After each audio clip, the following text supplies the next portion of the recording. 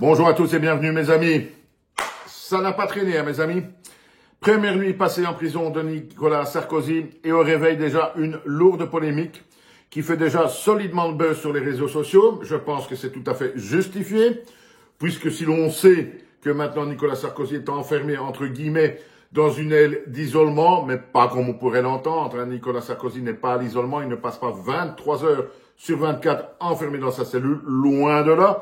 Certains se posent même la question de savoir si sa cellule est à un moment donné réellement fermée, mais soit passons. Et donc ce matin, qu'est-ce qu'on apprend?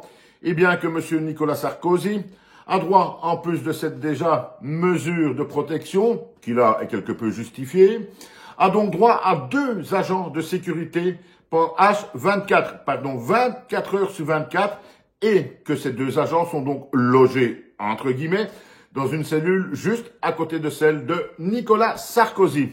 Alors, évidemment, et c'est ça qui provoque le buzz, qui est-ce qui va encore payer ces 2 agents de sécurité, ces mesures dites exceptionnelles, puisque en général, les autres détenus n'ont pas droit à ce genre de service de garde et de sécurité en prison? Eh bien, c'est tout simplement vous, moi et les autres, les contribuables français.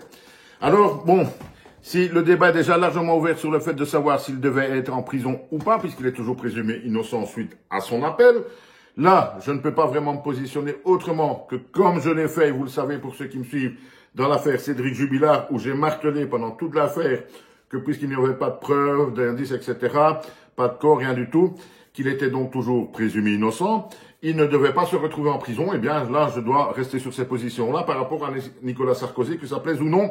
Il faut que je sois logique avec moi et avec vous. Mais là n'est pas le débat, donc, mes amis, parce que, évidemment, ça va coûter une fortune aux Français.